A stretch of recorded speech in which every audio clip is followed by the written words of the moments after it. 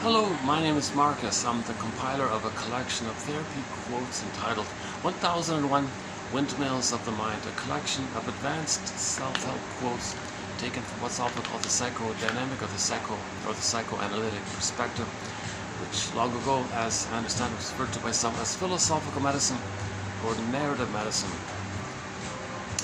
This is part 2 of 2929. I'm having some tech issues here. So at the end of part 1, I was sort of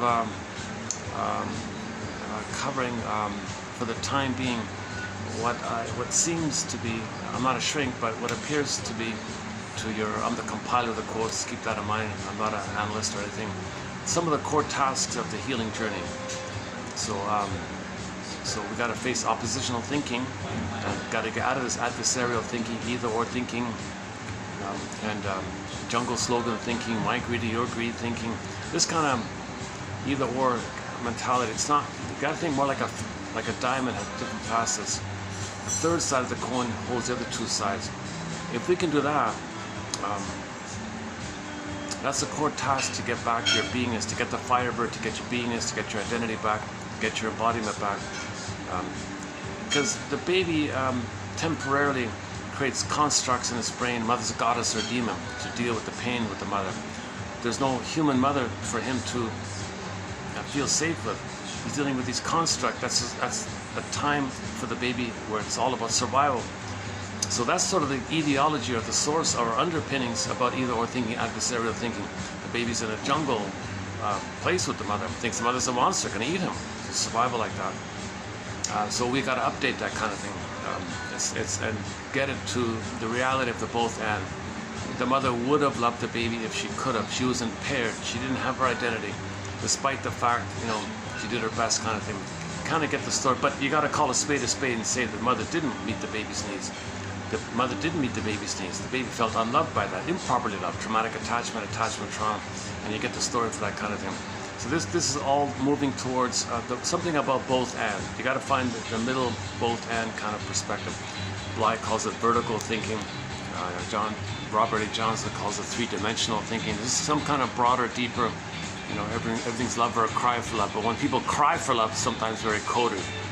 They find proxies to do their crying for them and show you what happened to them by imitating the mother kind of thing. Okay, anyways, that's a huge one about facing oppositional thinking. The other one is the seeds. So in the fairy tale, the protagonists have to divide the mountain of seeds or a pile of seeds into two smaller piles. That's code for discerning what's from our feeling self and what's from the survival sensations of the limbic system. Or another way of saying it, what's your authentic feelings versus your sham feelings around your neurotic pride, your defensive system. So in other words, is it just some excuse to hide some real feeling? Discern what's the real feeling, what's the excuse. So that's another huge topic. The third one is identifying defense mechanism. That has like a trickster kind of a quality, like projection, something you don't know for yourself. You say others have it to make you unaware that it's with them. So you got to study projection, the identification with the aggressor, reaction formation, projective identification, the issue of symbiosis and the doublethink and the trance logic. You got to study these kind of things in the mind, that mechanisms of the mind that goes on in the baby to not be aware of the pain. So he does all these dodging around kind of things. So that's called defense mechanisms. And then related to it is the spirit of the duck that can swim in the water and fly in the air, i.e. make the unconscious conscious. So like projection, it's unconscious because you're talking about yourself but you don't know it. But you say it's outward, then when you look in the mirror, so to speak, you see that it's withinward and then you're making it conscious. Make the unconscious conscious. Okay, the fourth one was the someday thing. You got to face this, all these, with trauma, we have the unconscious hope for the fulfillment of old unfulfilled needs. So this is kind of someday quality. Someday, if I recreate and replay the trauma, I'll get a better past. Whoa. Well, that part of the brain doesn't know time, so you're coming from that kind of thing. So same script, different cast. You're hoping for a better outcome for the past.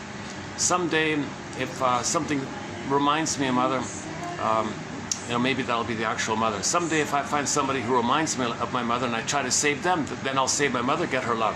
This someday kind of thing. Someday, if I imitate my mother and show you and the world what she did to me by doing to others what she did to me, I'll find others who will play me. I'll be the mother. I'll shame them. In my protest, in my anger, I'm going to show up the mother, expose the mother. I'll treat others badly the way she treated me badly. Maybe some justice will appear. Maybe I'll go back in a time machine and I'll get the love that was supposed to have received. You got to, so the sum. Then the fifth one was the Doomsday. So that's when the part one ended at the Doomsday one. So that's a big topic about the Doomsday one. So we're talking about the Twilight Zone episode, where a boy was born. He didn't do anything wrong. No baby did anything wrong. But if he's hurt, he does what's called the moral defense. To make sense of it all, he just says he must have done. He just concludes he must have done something wrong. He creates some kind of existential conclusion that he's defective, guilty, did something wrong, bad, sinner, guilt, shame. He's stuck in this constant. Now he's got to be loyal. He's got to maintain it. So he'll be dysfunctional to maintain his due, debt, obligation, loyalty. He's got to save the mother. He's got to save the father, maybe. No baby can do that kind of thing. So you got to face this kind of dues issue. The next core one is riding the broccoli boat, called free association. Inside of two, you see the broccoli boat, free association, stream of consciousness. So we're trying to now know what we couldn't back then, so we can feel we couldn't have felt back then. Oh, there's another song on this loop here. I was saying in part one, there's a few songs on here that's kind of, it's worn on me. This is the other one. So let me take a break for a minute here. Let's wait. This is about 3 minutes long, right? Yeah. Hold on a second.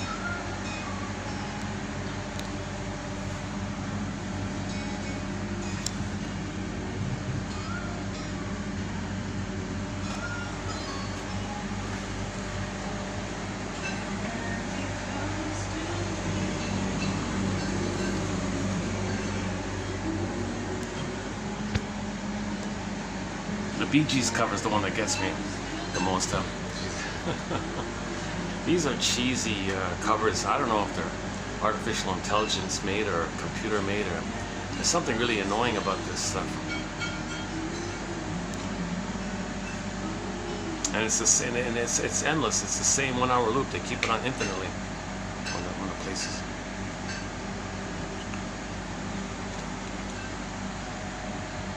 So free association. So we don't remember. That's why we're repeating, to try to remember. So to try to remember, we got to find a story. So free association is an attempt to find a story, hence narrative medicine. So try to tell your story, and be nice to yourself. Like, validate and say to yourself that you must have a very good reason for feeling that it's hard to tell your story. You must have a very good reason. What's the hardest thing about this? What's the most painful thing about this? I must have a very good reason. And just buy some time, kind of thing, and see what else might come up. Something comes up. What does this suggest to me? What does this remind me of? And just keep free associating. That's riding the broccoli boat. So you just want to say what comes to mind freely. Suddenly a feeling came up and you changed the topic. Oh, I changed the topic. That was a defense against the feeling that was coming up. So defense before content. Something you did because a feeling came. So notice that. Just notice that there must have been a very good reason for you to change the topic. A feeling came up. Yeah. Content. What's the feeling? Describe the feeling. Maybe sensation. Where in the body? Give it a shape, form. Try again. Buy some time. See if you can upgrade the sensation to a feeling. And I must have very good reason for feeling this. What's the hardest thing about this feeling? Or what's the most if it's an agonizing feeling, what's the most agonizing thing about this feeling? Just see if you can move things along a little bit and try to get your story. It's called free association, the talking cure, the chimney sweeping, they call it. So that's another key task. And related to it is dream interpretation. In the morning when you get a dream snippet, a dream sequence, you do the same thing. What is this dream sequence? It's from my unconscious self to my conscious self. It's like a letter from my soul to me. Hey you, it's like this in your soul today. Thank you, soul. You say, oh, okay, it's like this in my soul today. So it's going to bring up a theme, what the main emotion maybe. It's trying to let you know something about yourself, some recurring issue, and it's trying to make you aware. And then so you take the dream sequence and just free associate from whatever it is you remember in the morning. So they're kind of together, free association, dream interpretation. The next one is the constructs. So For that one, Alan Golem's book called Unloved Again, Freezing Parent, Frozen Child. Identify which construct is taking over the person. Okay, repetition, compulsion, we repeat. We don't have the adult ego present mind, so we got the constructs of the past. Okay, so in the present, one of those constructs are flared up. So you identify which construct is the freezing parent, that's when you're critical. Is it the frozen child, that's when you feel no good and guilty and helpless, all that. Okay, well no, hold the phone here. Though that's from the past, that's from trauma. Build the present, build the arc, build the ego mind. So you want to develop, build a basket. So build the ego, strengthen the ego, and focus on the present. But as you do, you're going to know, you're going to be reminded of what the mother said to you once upon a time, which you forgot. Okay, often the mother says to the baby, baby, with me, against me, baby. I don't want you to be alone. I don't want you to be autonomous. I don't want to feel alone. I need you to serve me and take care of me and feed me. Mother's rights. I gave you life. Come on, you got to take care of me. So that some mothers are desperate to get their needs met, so they use the baby like that. So the baby says, of course, mother, whatever you want. So he gives himself up. So that's the imprint.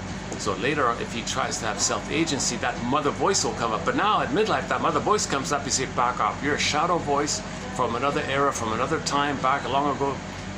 Why do you gotta please this echo voice from a long time ago, kind of thing?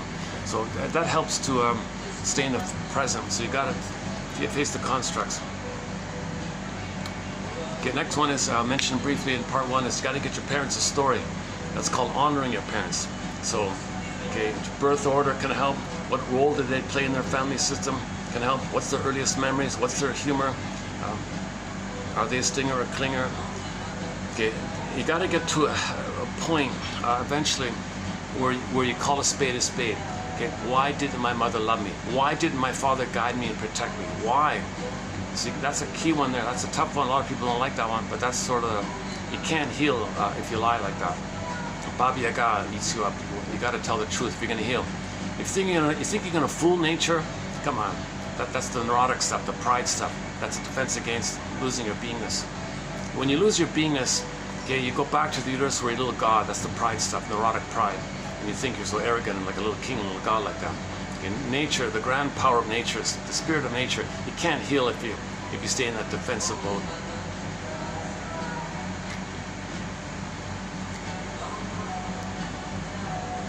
Okay, I'll leave it there for now about the healing task. Each one of those takes 2 hours to 3 hours, just each one, right? I wanna, as mentioned in part one, I wanna begin first go here. I just yesterday, last night, and a bit this morning, I found an old self-help book, 1997, but it's popular. It's got 5 printings. It's now in its 5th printing. A book called "Why Do We Choose the Mates We Choose," or "Why Do We Choose Those People?" I forgot the exact title. I just found it quickly, and I can see why it's popular. It's a very enthusiastic, popular book, written by a lady who runs one of these Gestalt therapy clubs or something. Fritz Perls or so. She studied with the daughter or the wife of Fritz Perls or something like that. So she picked up on it.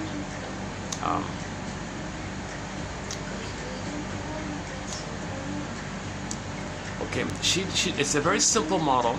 I'm going to update this. She has a little cartoon in the book that kind of summarizes it.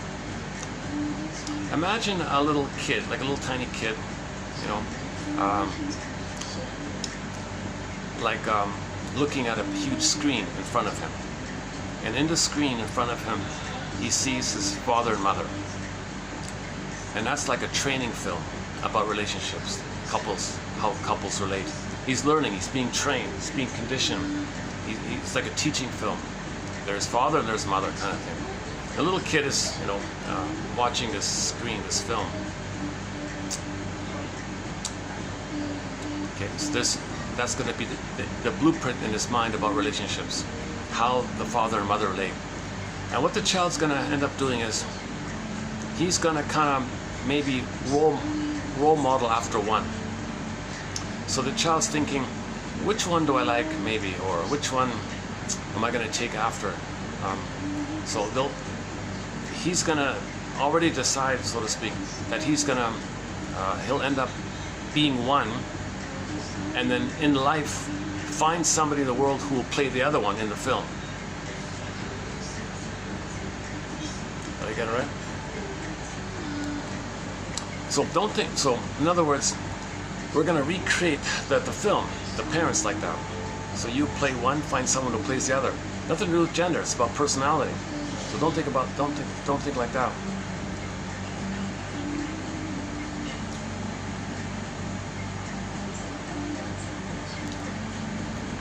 So let's read when I read the quotes, it'll become more clear.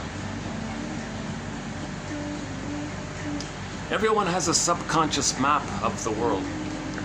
It's what guides you daily, minute to minute, person to person.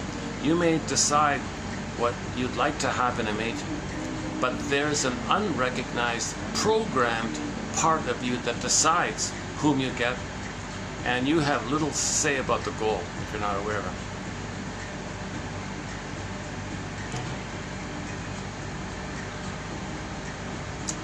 Okay, it's not how our mother or father was with us that determines who we select as. That's a common one. We think about we as a child and our unmet needs with a parent and find some parent to meet our needs. Unconscious hope like that. That's a tough one, right? So he says, don't think of it that way.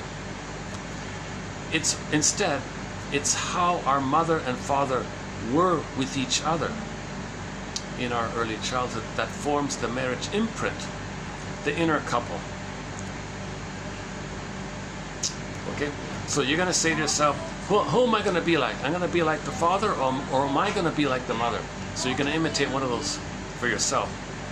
So if you're going to choose one, then you're going to find someone in the world who will play the other one in your template. Okay, so you'll be like one and then find someone for the other. And you'll have a relationship like theirs. So your relationship with whoever, it's going to be like your parents' relationship. You're going to be like that inner couple, that template. The inner couple was the training film that you watched every day as a child. Your parents had two lead roles in this relationship. In this relationship training film that gave you your first and only couple imprint, usually only couple imprint in your early years. As a result, you saw only two models of how to be in a grown-up relationship. You'll either be like him or like her. It's your very own home video of a couple in action. There are only two lead roles in this film, and in order for the replay to begin in your adulthood, you must first find someone to cast in the other lead role. That'll be your inner mate.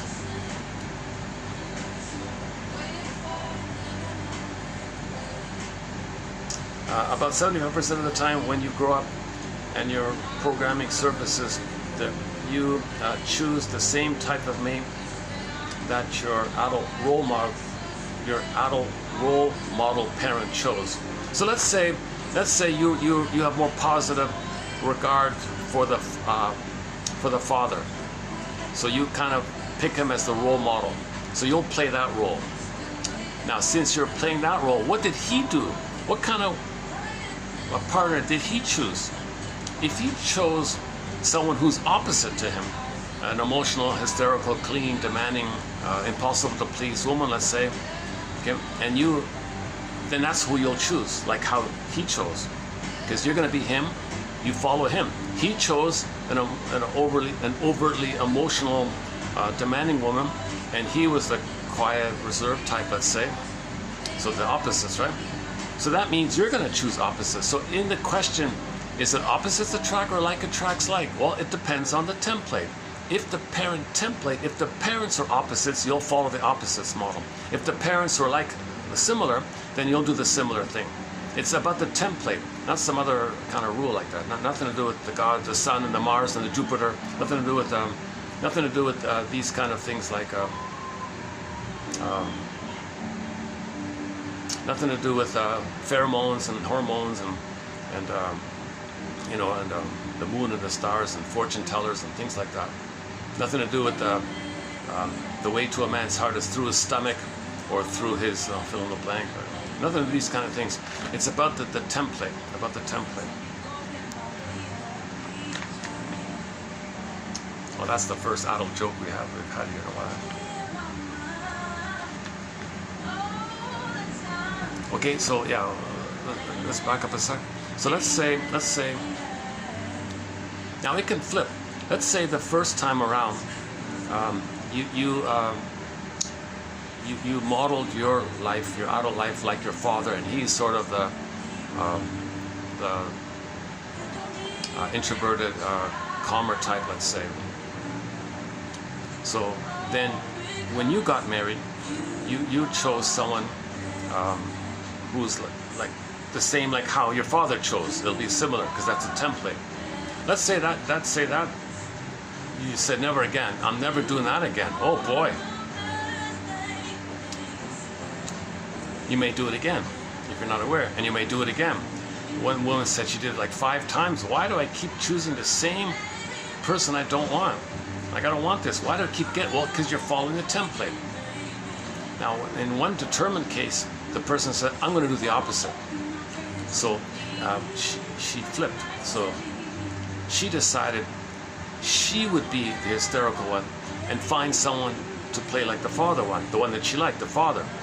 So that she did that. So she found someone to play the father one, the quiet father one, and she would play the hysterical one. And she didn't like playing the hysterical one. And she didn't like how the partner was like the father one. She wanted to be the father one and find someone to be a... But she doesn't know what she's looking for, right? She's just blindly following this template, this cookie cutter template. And she just flips it around sometimes. But usually she'll choose one or the other. Hang on.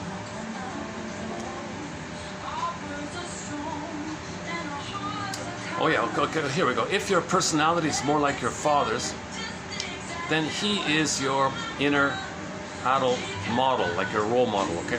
And you will pick a mate like he did, someone with your mother's emotional makeup, because she is your inner mate model. So you got your identity model for you, and you got your partner model in your mind, huh?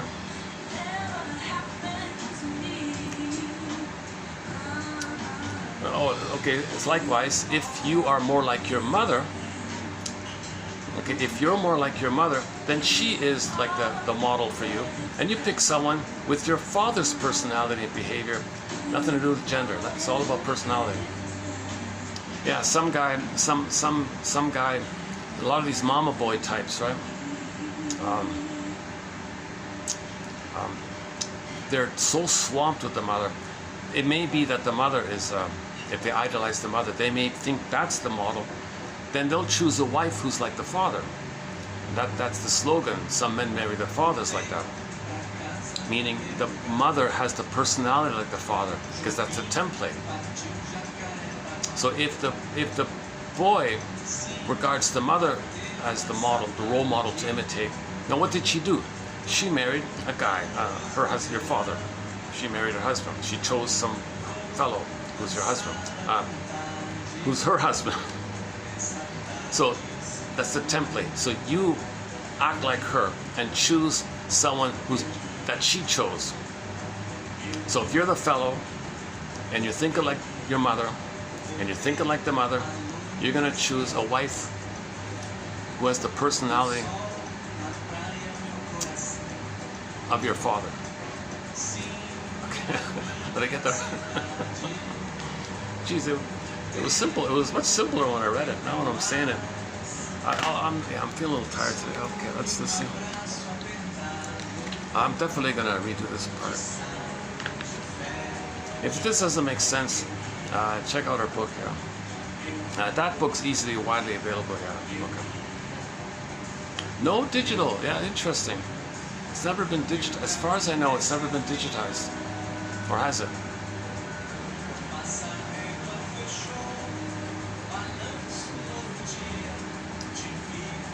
Okay, we subconsciously copy the personality of one of our parents and then act it out in a relationship with someone like our other parent. Okay, that sums it up, right? We subconsciously copy the personality of one of our parents. Okay, so let's say the man, the boy, mimics the mother. He's going to act it out in a relationship like someone like the other parent. So his wife will be, he'll remind him of his father. He acts like the mother, and the wife acts like the father. Or it can flip around. We have chosen that person as a mate for his or her ability to interact in a very familiar pattern to our parents. Well, here's the one about the woman and the 4 husbands, yeah. Quote, for example, I married, she says here, quote, I married at 17 to get away from my mother. As I look back on my 4 marriages, I married my mother each time. They treated me the same way she did. It's as if she was here all along in spirit, inside all my husbands. They were all like my awful mother. One and the same. I've spent 10 years in therapy working on my inner child's relationship with my mother. Now you're telling me that all along it's because I'm like my dad. It's because I'm like my dad that I picked mates with my mother's personality? The real problem is that I'm attracted to the same kind of person my dad was attracted to, and so I naturally selected the same type of mate he did? Yikes. Unquote.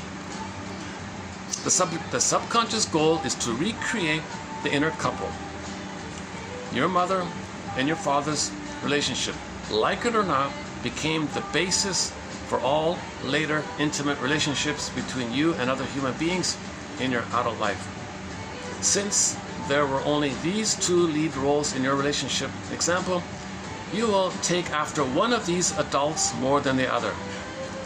The set of instructions that led you to pick the mate you did was, in every sense of the phrase, a post-hypnotic suggestion, because it functioned without your conscious awareness controlling whom you would attract, select, and marry.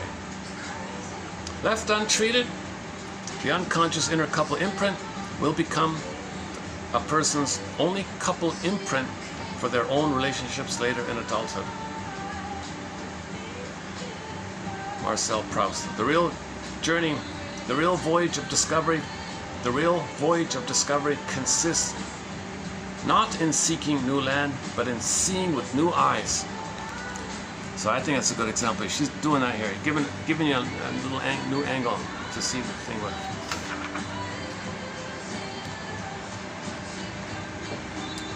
Okay, so what do we, okay, so yeah, opposites are attracted only if their parents are opposites. If the parents were alike, then 2 people who are alike will be attracted to each other.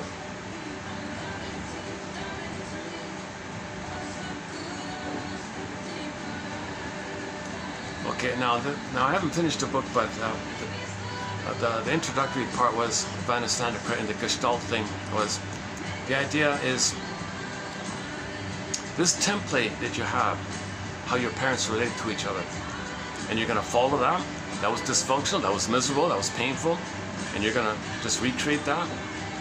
You play one and find someone else to play the other, or flip it around, so what? So her exercise was,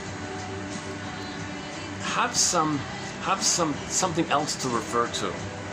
So get 3 chairs.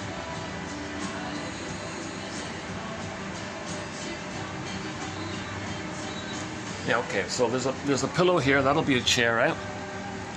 So that this spot here will be and there's a chair there, right? There's a chair there, and there's a spot with this pillow here, and then where I'm sitting here, right? So let's try it like this.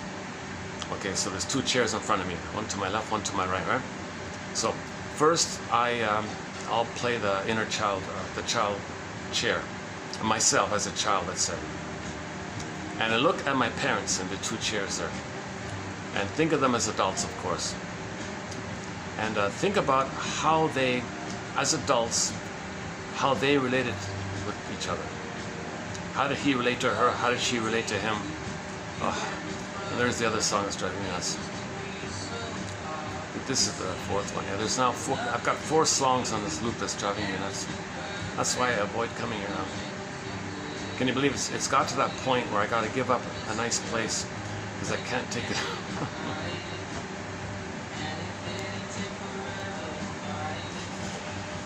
Okay, so you see that. So you're in one chair, and you got 2 empty chairs in front of you. One to your left, one to your right, a little triangle like that.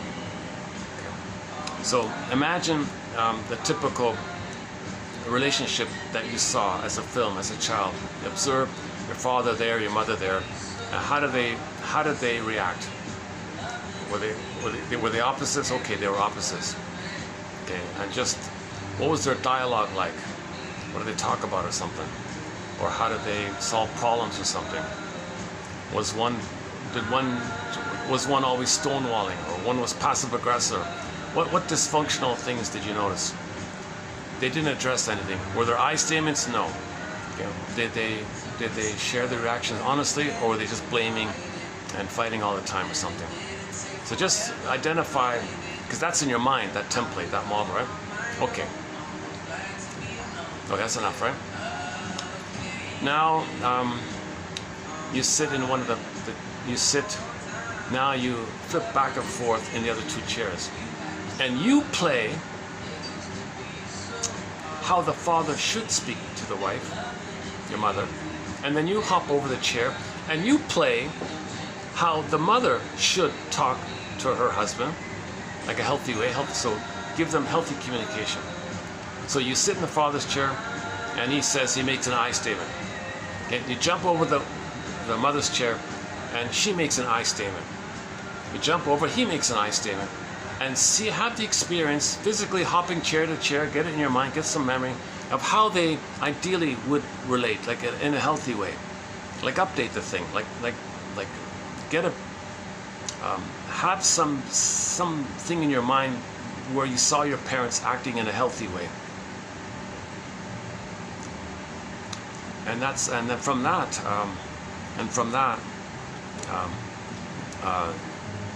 you're not so blinded to repeat the past, right? You may refer to the healthy model that you're making.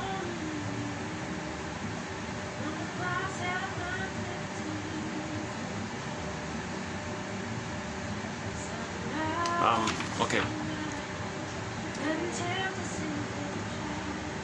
Where is it? Where are we now? Okay. I began suggesting to my clients that they role play their parents, fixing their relationship with each other in order to create a precedent inside our own memories. So you role play them. You role play them. Like it's Halloween. You're going to play your father, then you play your mother, and you play both flip-flop, but in a positive way. You update the thing. You create a positive precedent for yourself. Practicing this new experience of the parents resolving their relationship would make it easier for my clients to be different with each other now. Couple patterns had controlled how those participants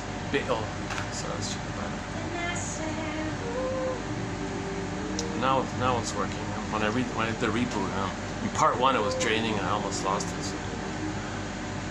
That's real. I'm waiting for the Honor Magic V3, the waterproof one. They got a new Honor V3 Magic.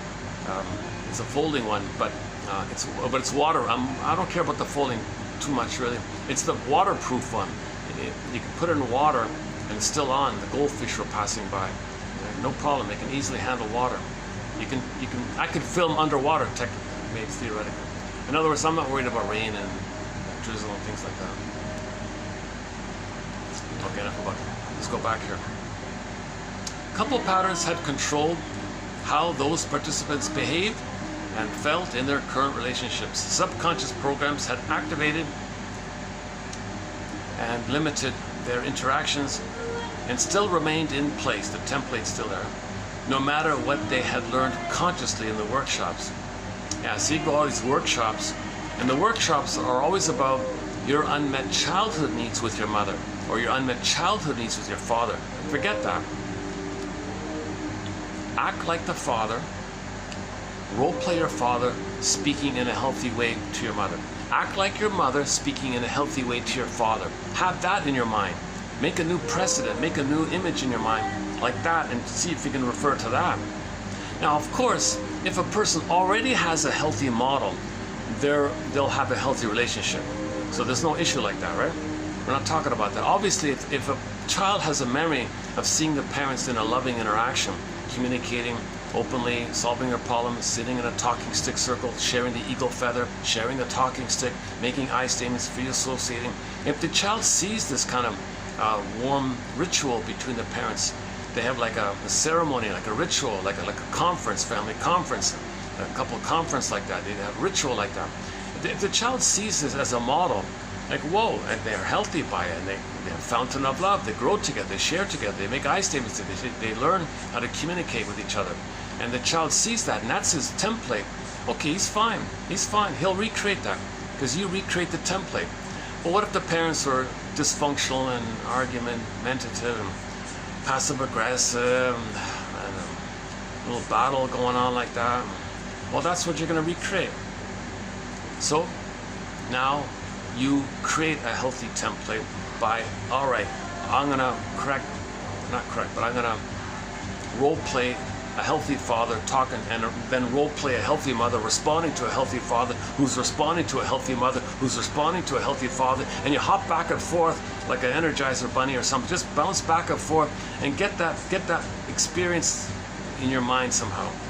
And maybe later you can create a healthy relationship because you're going to follow that new created, self-created, new created healthy template. So in your later on you might choose, you might be drawn to that because you don't want it the old one. You've done it already.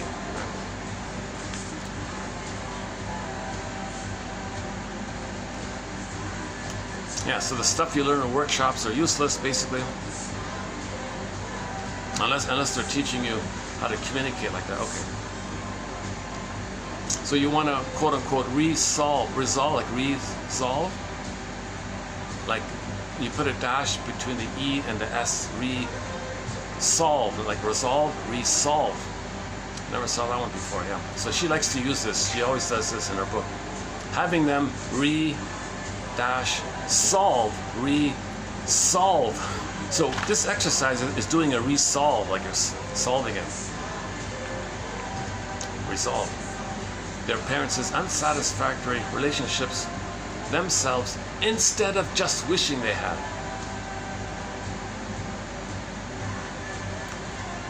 Okay, imagine you are a child again. How would you like each of your parents to be with each other? Or another way of doing it. No. Okay, so imagine you're a kid again. And imagine how would each of your parents be with each other?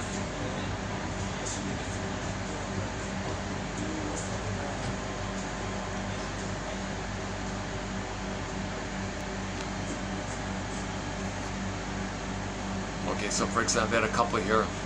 So they gave an example, Herbert and Leslie. Okay, so they would dysfunctional, these two, because they both follow their templates. So then what? Even if the inner child in each of them was trying to fix their parents' problems, their inner adults picked the same kind of mates that were guaranteed to keep them troubled. Yeah, she says it's too much. If you're modeling like the father and you're choosing a partner like the way your father chose a partner, your father may have chosen his partner because he was trying to meet his unmet needs. So now if you're him, you're trying to meet your father's unmet needs through her. Now, obviously, the child originally didn't get his needs met. The father didn't get his needs met. You got the double double going there. You got doubly unmet needs, and you're choosing someone who hurt both of you. So I think that's what she meant. I just quickly skimmed this. I haven't had a chance to really. Even if the inner child in each of them, okay. The couple had been drawn to each other because their inner couple scripts were so similar. They were a quote-unquote match. Oh yeah, this phrase about match.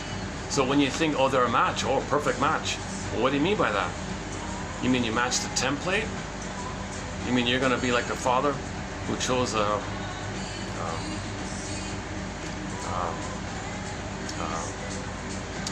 mother who was fighting with her mother and transferred her angry mother onto the fellow, her husband, and is fighting with the fellow, thinks she's fighting with the mother, and you're going to be like him to choose a woman like how he did? That's a perfect match?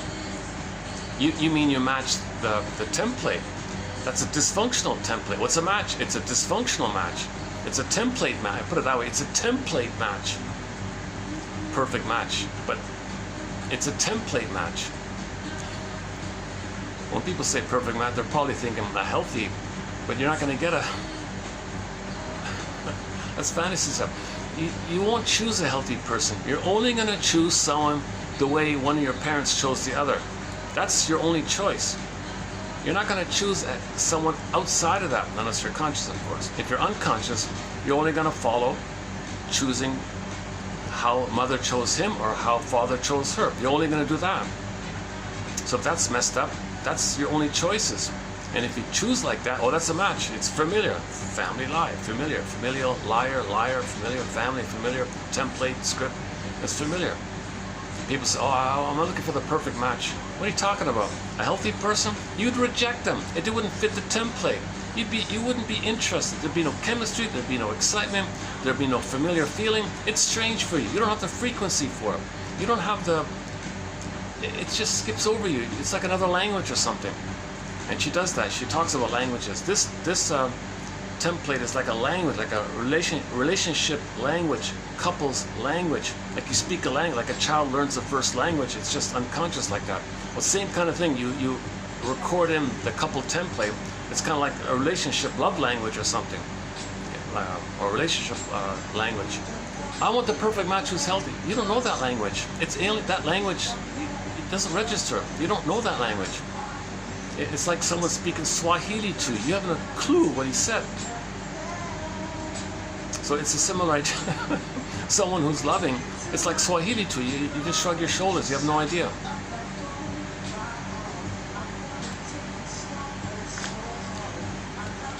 How do you say "I love you" in Swahili? I'm sure it's very nice. Oh, Malaika. Oh, that's in Malaika. Oh, Malaika. No, that's darling. Malaika. Miriam Makeba has a song called Malaika. Malaika. That's in that's Swahili. That's Swahili, right? So I'm trying to get songs from all around the world, all languages. Yeah, so of course that song's on our soundtrack. Malaika, Malaika. I'm pretty sure that's Swahili. They speak Swahili in Kenya, right? No, Tanzania. In Tanzania, they speak Swahili, right? Yeah, I'm double checking.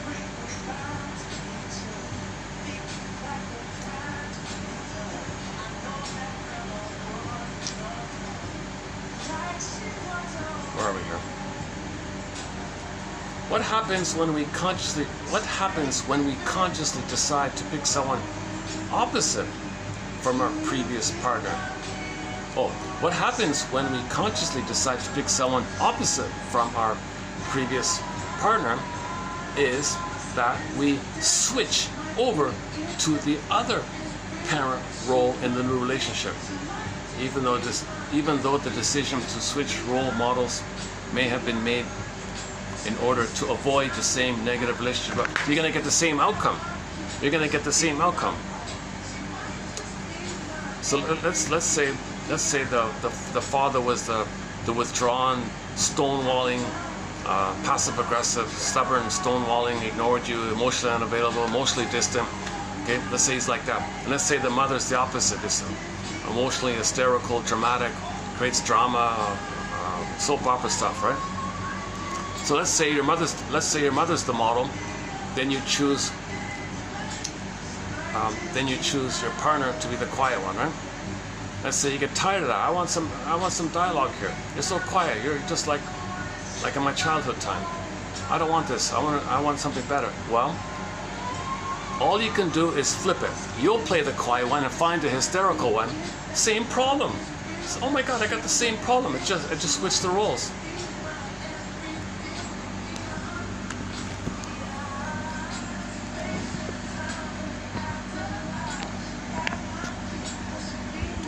Okay, so a little bit about repression, how we don't remember all this. Okay, the idea about trance, post-hypnotic suggestion. Oh, she gives an example, some famous, well-known person. It turned out he's in his 50s. He had a fling with a 21-year-old or something. It turned out that's exactly what his father did with his wife. So this man had a father who was a playboy kind of guy, I guess. And he ended up having a fling with a 21-year-old or something. And this famous guy is the offspring of that relationship. He modeled after the playboy. So when he became 51, he had a fling with a 21-year-old, just like the father did. It was uncanny like that. Just she says it wasn't an accident. The templates it. Okay.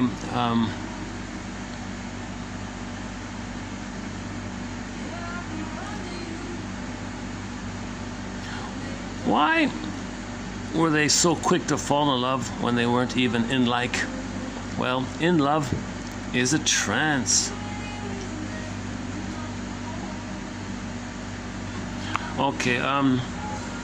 Okay, so adult children of alcoholics usually pick a partner like one of the parents.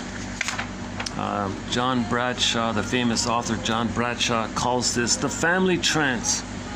Certainly, trance would explain why Tim picked someone like his mother, a person who couldn't give either him or his father any love. But it wasn't Tim's inner child who repeatedly picked mates like the mother he wanted nothing more to do with. It was the programming, the template.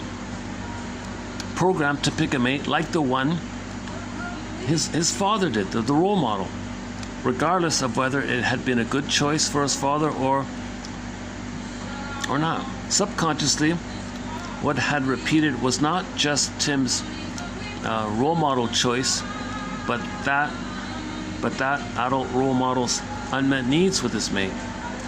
I asked Tim if, as a child, he had ever wished his father had stood up to his mother. Of course, he said. I asked him what, as a child, he had wanted his father to do differently. I had him write a new script for them so we could enact his parents' relationship as a stage play. Okay, so back to my two chairs here. Let's say I got the parents there in front of me. What do I wish he had said, the father said to her? What do I wish she had said to him? Like positive, clean communication, clean, healthy communication. I wish they had clean, healthy communication. Right? Not mind reading and infantilism and petty passive-aggressive struggles or whatever. One being narcissism. Okay, you don't have to heal your parents or cure your parents. Just have some kind of impression in your mind of a healthy dialogue between your parents. So do it. Create the script. What, as a child, do you wish? How do you wish your father communicated? How do you wish your mother communicated? Write it down. Okay, or role play it like on a stage thing, and like before you play both. You play your healthy father version, and you play your healthy mother version, and you flip back and forth between the father and the mother chairs. And when you get tired, you can play your own.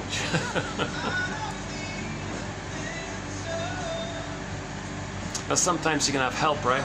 If you're not sure how it works, you might bring in someone else, and you can shake it up a bit, like someone else can play the healthy father, and you play the healthy mother, and then, or you can get two friends. You can get one friend to play the healthy father, another friend to play the healthy mother, and then you switch with the friends, and then you model them like that.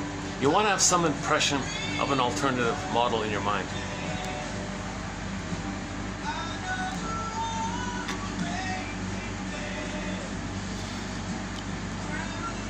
One of my favorite lines is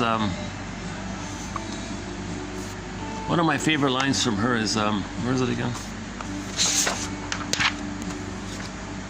Oh, one of my favorite line from her book is this one here. So, if we know love is blind, how come we believe in love at first sight? So we know love is blind. If you know love is blind, why do you believe in love at first sight? You know love is blind. You know love is blind. So why do you believe in love at first sight? And you know it's blind. We believe in love at first sight when actually most relationships begin as love at second sight. At second sight, then you begin to love. The first sight, that's the transference stuff. Pull back the projections. Now you get to know who's really there under the projections. That's the second sight. That's when love can be after the second sight.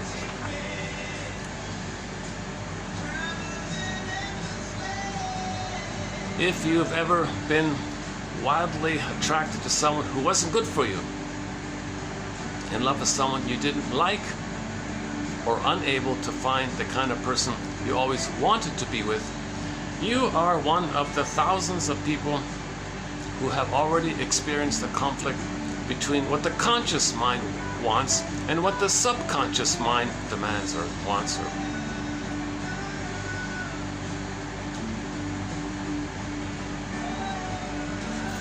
Another one I like of hers, a second one I like of hers, another zinger I like of hers is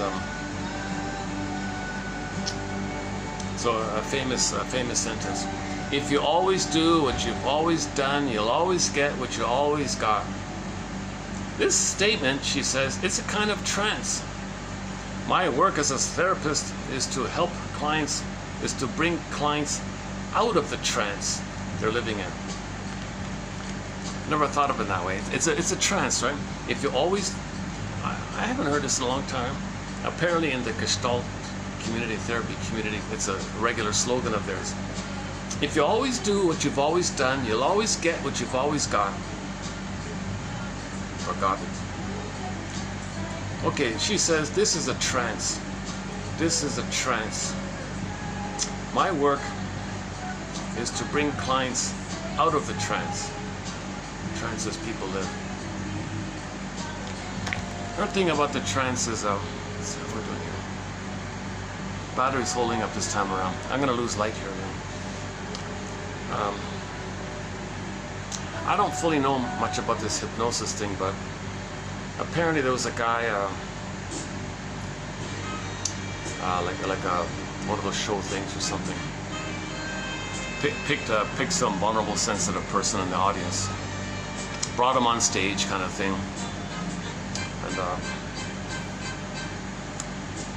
and you know, did the watch thing, I guess. And when their consciousness went under, like they're half sleeping or something,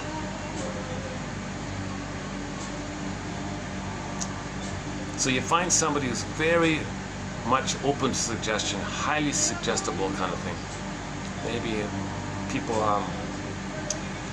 who were never mothered or something. You find like lonely, abused children, or people who were abused as a child or something.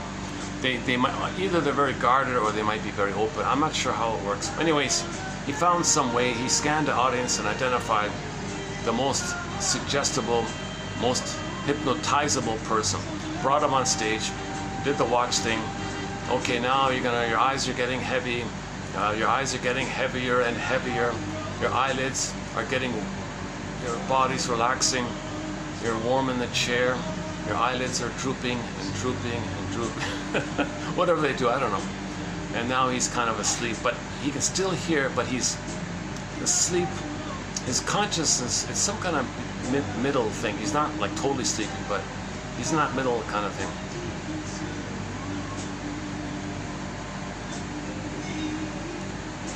Okay, so his consciousness is under, but he's not in a deep sleep or something. So he's open to suggestion. He's not middle phase or something. Then he said, all right, I now would like you to pretend you're a duck and make some sounds. And sure enough, the person would make some honking sounds or something. And everybody's laughing in the audience or something like that. Now, I don't know if this is an actor, if this is just a fake thing, or if this is real, I don't know, but an example she gave was as that. So the person was making these duck sounds or something. And then the hypnotist said, all right, I'm gonna bring you out of the trance, but for the rest of this lecture, like for the rest of this time in our room here, anytime you hear the word duck, you're going to make those duck sounds. So that's a post-hypnotic embedded suggestion or something. All right, okay, you can come to now, you can wake up now. Okay. Now, that person doesn't remember anything. They don't remember making the duck sound. They don't remember hearing the instruction to sound like a duck for the rest of the afternoon. If they hear the word duck, they don't know anything. It was all blotted out, right? So he'd go back to his chair. The lecture would continue or something like that. And then he would slip in the word duck. He told a story about a duck or something. And sure enough, that person started making the duck sounds. And the person is like, he's freaking out here. Why is he doing this? He's like conscious, but his unconscious is pushing him with the post-hypnotic suggestion. Okay, he's got this push like this. He's got to make the duck sound. He can't stop himself. He's freaking out here. He's making the duck sound. Why am I doing this? And he's making the duck sounds like that. That was the report. That's the post-hypnotic suggestion. So that's sort of the idea about these templates. So when you're a child, you're being hypnotized, and then when you go through life, when you see someone like one of the parents, you'll play one and marry someone like your other parent. That's like a post-hypnotic suggestion. And you call it falling in love, being in love or something. She means it like that, I think. Boy, today's a rough presentation today, yeah. Jeez. I'm having an off day today. I'm not speaking really well here today. I notice all the speaking mistakes in this video here.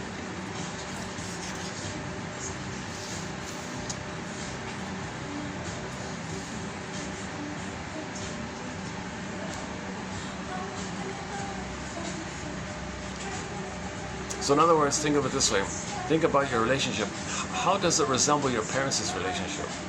Does it? Does it? Like who's playing who kind of thing?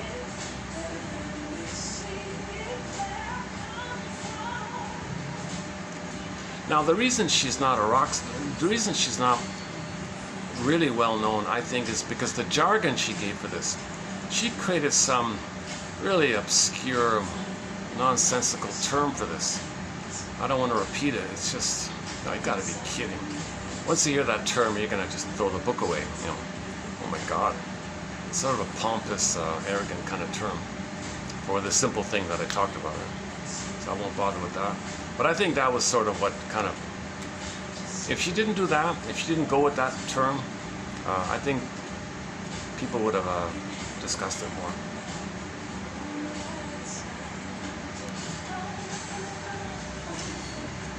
So if a man marries a woman and that woman is just like his father, that means the man chose her the way his mother chose.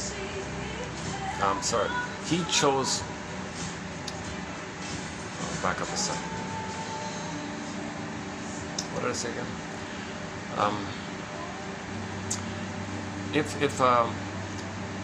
If the parents, if a person had parents whereby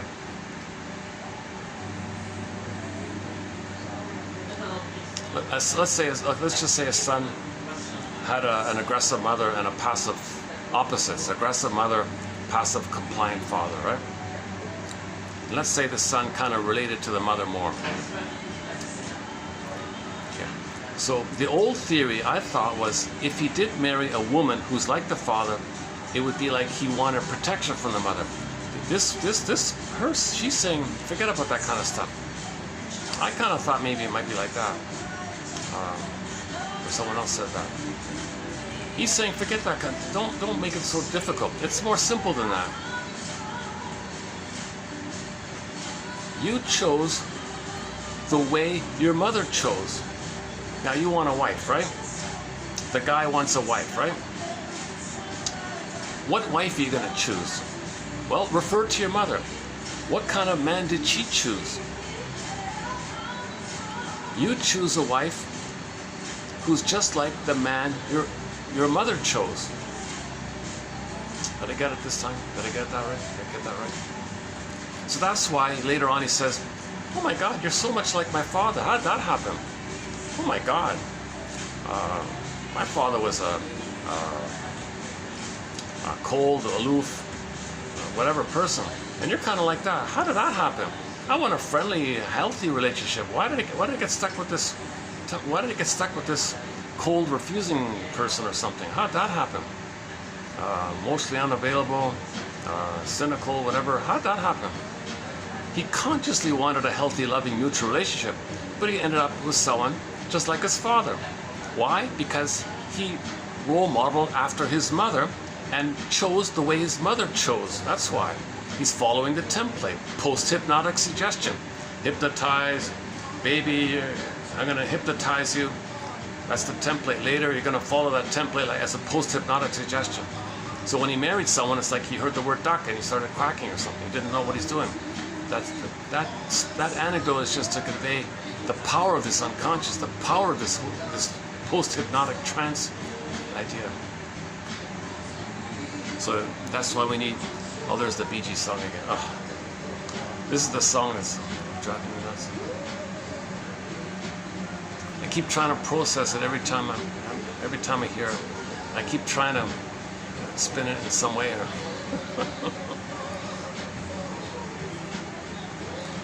Let me take a break here.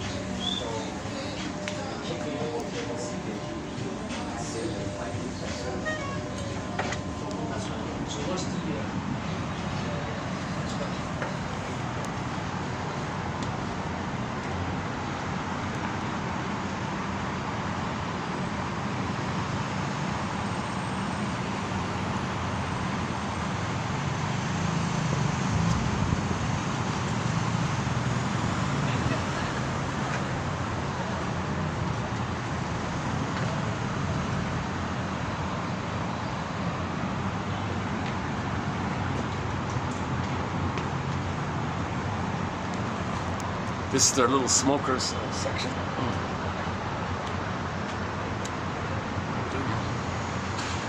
Oh, this is only 1 hour, eh? Wow. Well, you know what? I don't usually do this, but the quotes we have for today, it's a light load. I might just post them and not comment on them. They're pretty self-explanatory. Mostly, some of them about Cinderella. So yeah, Cinderella one, and. The first one about how mothers use the children, that one's in there to meet their needs.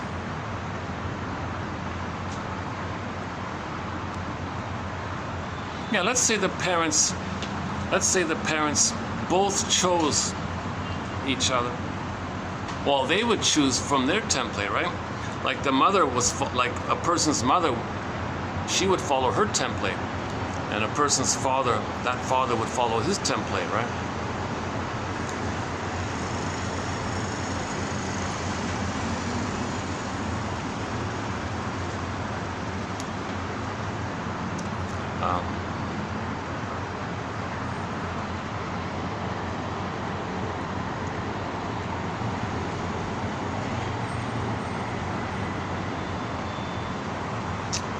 How much time do we have? What time is it? 5:35. You know, there's only like maybe 10 minutes left of light. It gets dark quickly. But let's just close it up here then.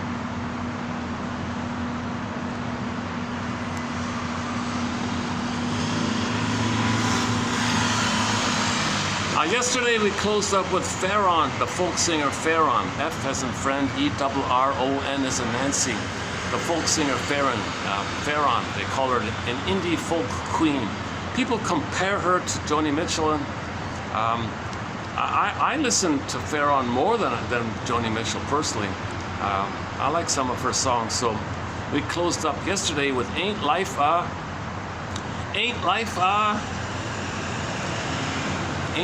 Brook. Very good song. So she had a breakup and things didn't go. Unexpected twists and turns. Ain't life a brook? Ain't life a brook?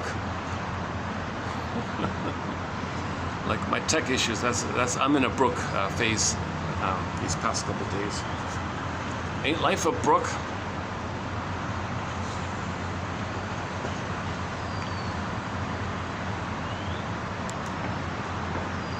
So yeah, so key point here. A lot of people say, "Oh, men married someone like their mother." Girls marry someone like their father. Forget about that. Forget about that. You model, you choose the way one of your parents chose.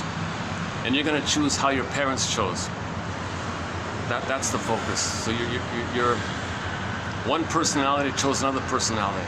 You pick one of those personalities and find someone else who plays the other personality. Nothing to do with male, female, that stuff. That's why a man marries a woman who reminds him of his father. How'd that happen?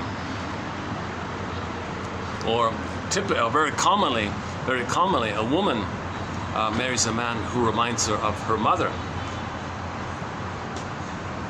How did that happen? So it's just a variation of unfinished business, repetition, compulsion, trying to repeat. Recreating the home because you haven't left the home, so you recreate the home. It's just a different way of saying it. So Selani was saying we recreate a kind of a continuation of the past because we're still in the past. So the present is just same script, different people, same script, a different cast, but it resembles the past because you're still in the past. You haven't left the past. So you recreate an extension of the past. The present is still the past. So you recreate your home in the present, the home just like you had in the past because you haven't left the past. And it's unresolved there, it's unfinished there, you didn't develop from there, so you want to pick up from that. So recreate it to pick up from there, kind of thing. So that's a common way of thinking about repetition compulsion. Unresolved issue. So find someone who reminds you of your parents to see if you can get it resolved. But the present is in the past, doesn't make sense, disappointed. And you might keep the repetition compulsion, like today's one. She married the same guy 4 times in a row, and each guy was a verbally abusive fellow, just like her mother.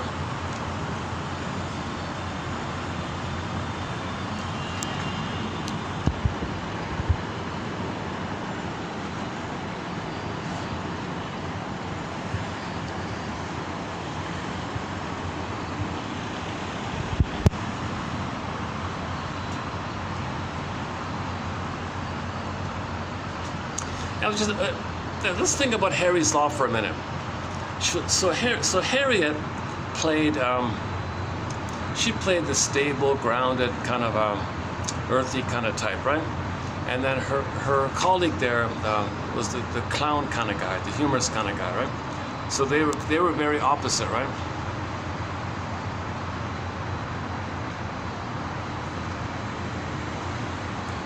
But they didn't get together. They didn't. they didn't get together, right? Because they were opposites.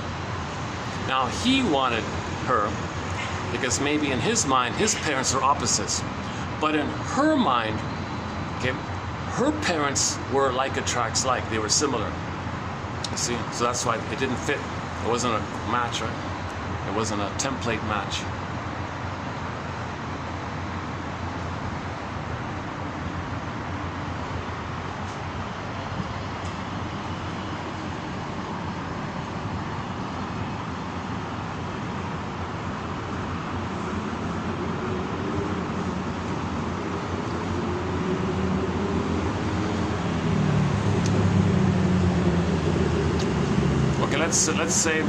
Let's say a woman has a father who's sort of a loser type, let's say.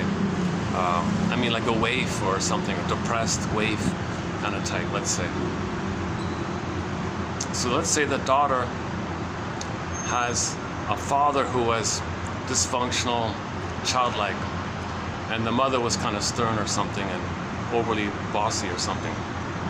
So they were opposites, right? Let's say the daughter kind of takes after the mother. The mother chose the loser, right? Let's say she will choose the loser man again and again, just like her mother did, because the mother's the role model for her. So she's choosing the way she chose. That's her theory.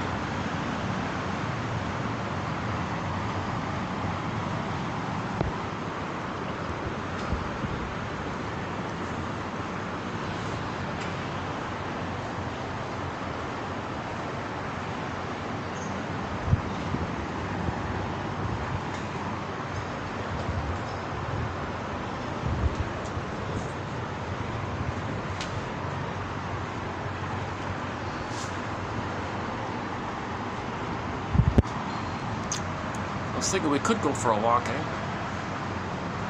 Should we go for a walk for a bit? Just walk down there. Why don't we just go for like a 5-minute walk or something, you know?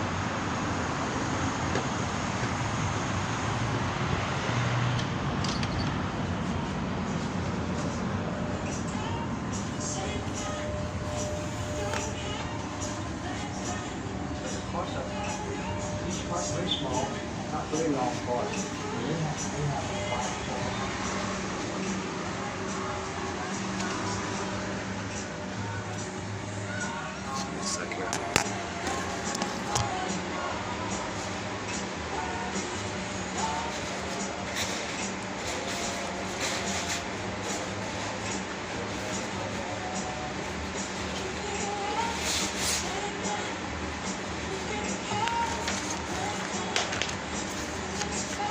We haven't even, oh my God, we haven't even, let's at least just do the first one here. My goodness, the first one.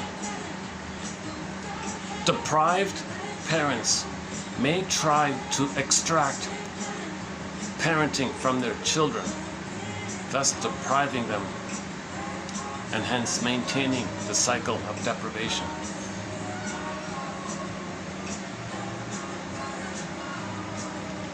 So this kid is, so the parent is cursed, the child will be cursed, they're both going to be cursed.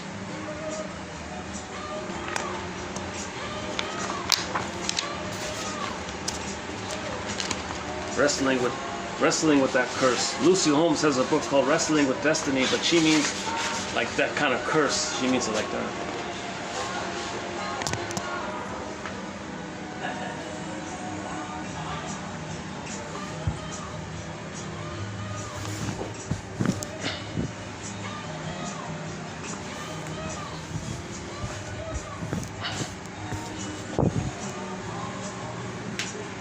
Looks good? All right, looks looking good. All right.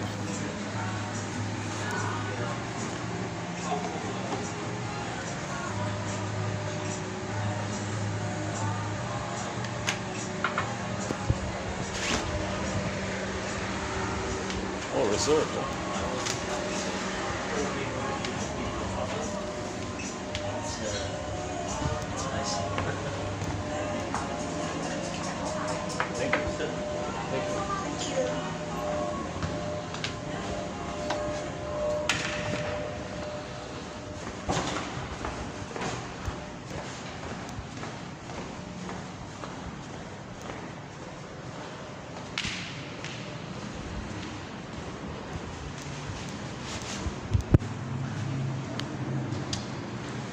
Not much to see really, but just see if there's any final comments here. Look at this place. It's a nice place. Oh, look at this furniture, office furniture. Got a store here.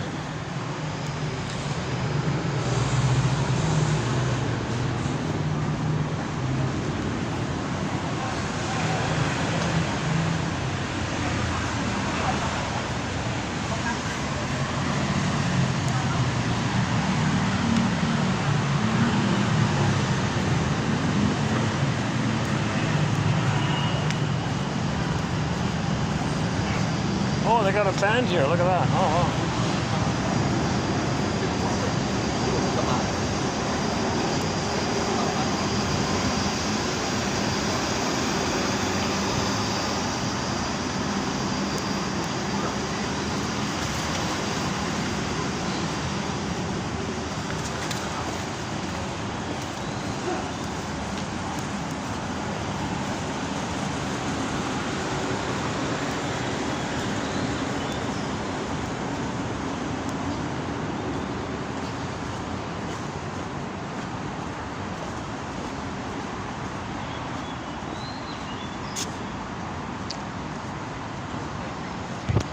on second thought, there's not, I've done this before, there's not much really.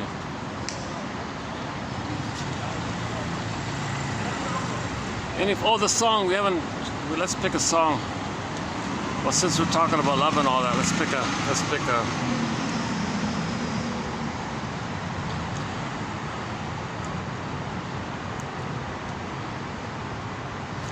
I've never mentioned this song. I don't think so, but there's an old pop song, like in the 80s or something. A super simple song called Love Stinks. A guy keeps complaining, nothing works out for him, love stinks. Well, in the template, in the parent couple mind template, if his father and mother were arguing and it was miserable, okay, then of course, he's going to pick one, find someone else to play the other, and recreate this dysfunction. Does it again and again. He can flip it, same thing. Love stinks. Okay, why don't we close up with that one? A band called the J. Giles Band, I think. Yeah, J. Giles Band. One thing's for sure. He's so sure. So he's not conscious. He's not conscious. That's the post-hypnotic trance. His parents, the love between his parents stunk, so his love relationships will also stink. Then he says, one thing's for sure.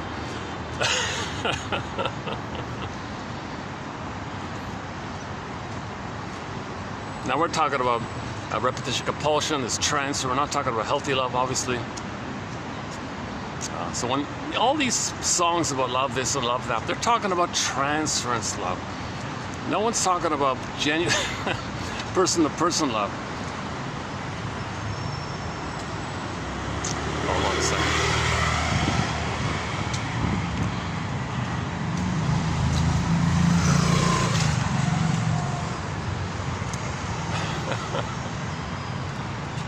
They had one hit or two hits.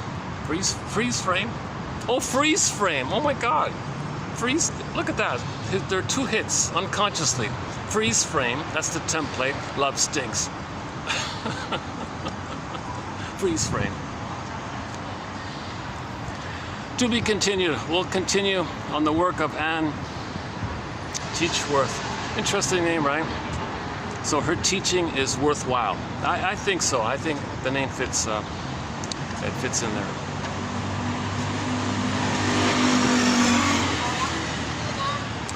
I really hope to find that her sequel. It's unavailable. I don't know what it is. I don't know what happened. But she said she updated that book we're talking about. So it would be great to read her update. And then she passed away just after that. So my God, a book like that. Those are some of the best self-help books. The final book, like Janoff's book. Janoff's final book is one of his best books called Beyond Belief, about the cults and all that. That's a very good book about the beliefs. His main book is called Primal Healing. Yeah, that's his sort of main book. But that final book was excellent. Yeah. He wrote it in his 80s, like that. Susan Campbell wrote her book in her 80s too. That's a good book, right? Pretty good book. From Trigger to Tranquility. And Elan Golem's final book before she passed away, Unloved Again. See, a lot of these books at the end are the best ones. Well, one thing's for sure.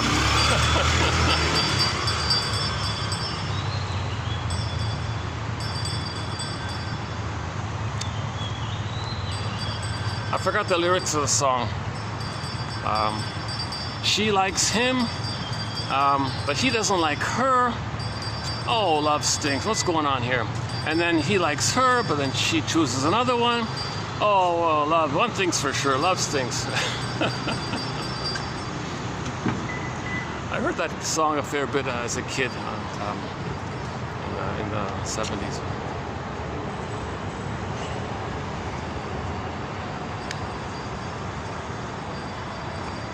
Another obscure song like that was we played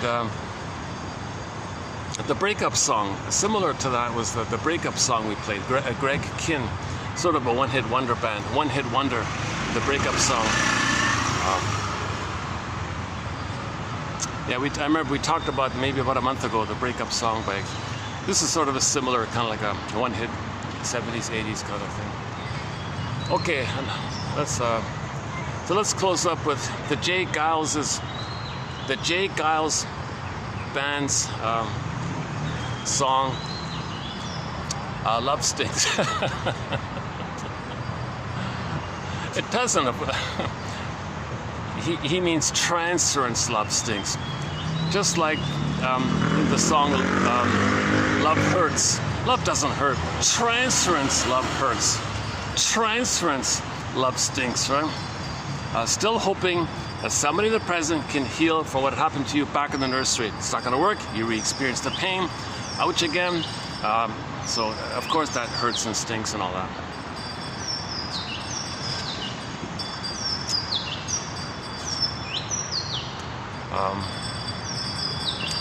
Okay, let's close out. Let's hit the play button to the song Love Stinks by the J. Giles Band.